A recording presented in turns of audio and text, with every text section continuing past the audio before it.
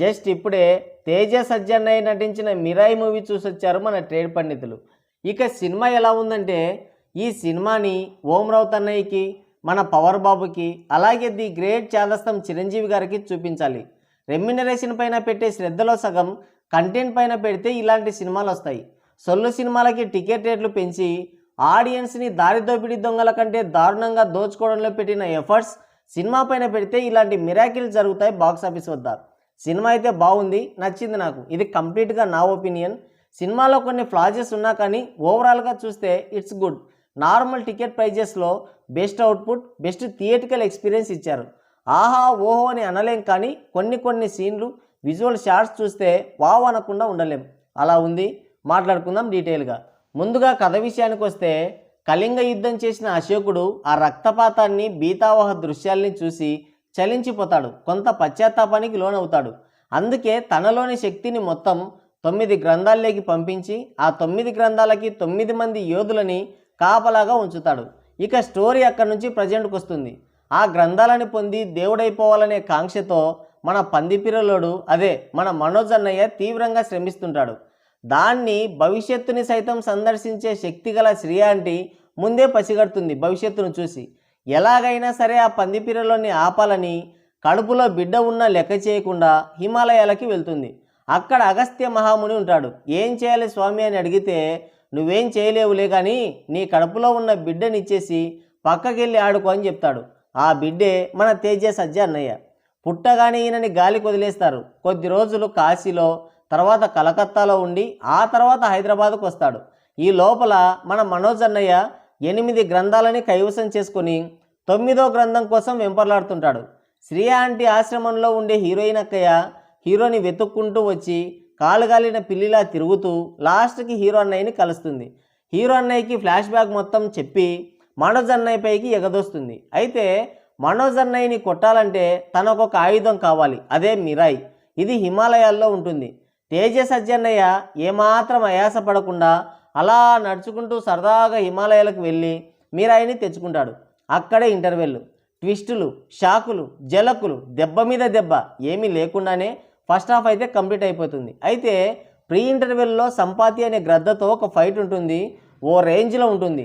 First half అంతా ఎలా ఉన్నా కానీ ఆ ఒక్క సీన్ మాత్రం మైండ్లో నుంచి పోదు. ఆ సీన్ ఇచ్చిన హైతో థియేటర్ నుంచి పారిపోకుండా పళ్ళు ఊడిపోయేలాగా పాప్కార్న్ నమిలి మళ్ళీ సీట్లోనే కూర్చుంటాం. ఇక సెకండ్ హాఫ్ స్టార్ట్. తేజ సజ్జన్నయ్య మిరాయి అయితే సంపాదిస్తాడు, కానీ దాన్ని ఎలా వాడాలో తెలియదు. అందుకే హిమాలయాల నుంచి అగస్త్య మహాముని వచ్చి దాన్ని ఎలా వాడాలో చూపించి వెళ్ళిపోతాడు. అంతే. ఇక దాంతో విలన్లని ఎగరేసి తంతాడు. ఆ 9వ గ్రంథాన్ని వాళ్ళమ్మ ఎక్కడ దాచిందో కనిపెట్టడానికి కామాఖ్యకి వెళ్తాడు. అక్కడ జగపతి బాబు అంకుల్ ఉంటాడు. ఈయన ఆ 9 మంది యోధుల్లో ఒకడన్నమాట. ఒక ఫ్లాష్ బ్యాక్ చెప్తాడు ఈయన విలన్ మనోజ్ అన్నయ్య గురించి.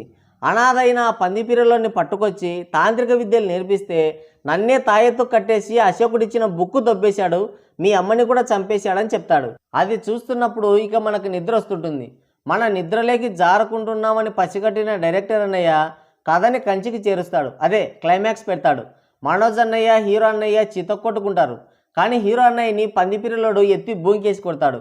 ఇక ఏం చేయాలి అనుకుంటున్న టైంలో ఆ మిరాయి శ్రీరాముడి కోదండంగా మారిపోతుంది. దాంతో ఒక్క బాణం వదిలి మనోజ్ అన్నయ్యని లేపేస్తాడు. దాంతో మనం కూడా లేచి బయటకు వచ్చేస్తాం. ఇక సినిమా ఎలా ఉందంటే, చరిత్రకి పౌరాణికానికి లింక్ చేసి కథ నడిపించారు. తక్కువ బడ్జెట్లో గ్రాండ్ విజువల్స్ అందించారు. ప్రీ ఇంటర్వెల్లో ఆ సంపాది గ్రద్దతో ఫైటు, అలాగే క్లైమాక్స్లో శ్రీరాముడి ఎంట్రీ, ఇవి రెండూ చూస్తున్నప్పుడు సీట్లో కూర్చోలేం, అలా ఉన్నాయి ఆ సీన్లు.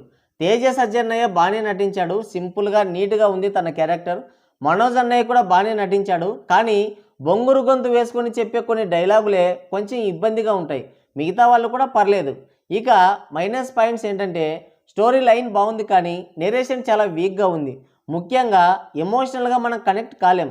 ఎమోషన్ మిస్ అయింది. కళ్ళెదురుగా grand visuals, high action scenes వస్తున్నా కానీ మనలో ఎలాంటి చలనం ఉండదు. దానికి రీజన్స్ చాలా ఉన్నాయి. సింపుల్గా ఒకటి చెప్తాను. అశోకుడు ఇచ్చిన గ్రంథాలని 9 మంది యోధులు ఆ 9 గ్రంథాలకి కాపలా ఉంటారు. కానీ మనోజ్ అన్నయ్య మాత్రం పిప్పర్మెంట్ బిల్లలు తీసుకున్నట్టు తీసుకుంటాడు వాళ్ళ దగ్గర నుంచి. అంత విలువైన గ్రంథానికి కాపలా ఉంచారంటే ఎంతో కొంత యోధులై ఉంటారు కదా. ఇక్కడ అదేం ఉండదు. రావడం, ఆ చేతిలో కత్తిని బిషాక్ బిషాక్ అని తిప్పడం, ఆ గ్రంథాలను ఎత్తుకెళ్ళిపోవడం. లాజిక్ ఉండదు, ఎమోషన్ ఉండదు. కానీ యాక్షన్ సీన్స్, విజువల్ ఎఫెక్ట్స్ బాగున్నాయి.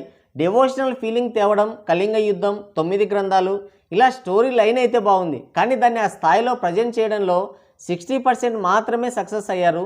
ఇంకా బాగా ప్రజెంట్ చేయాల్సింది.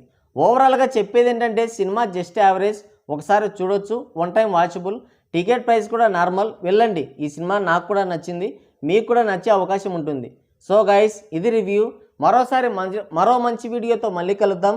Thank you, take care, bye bye.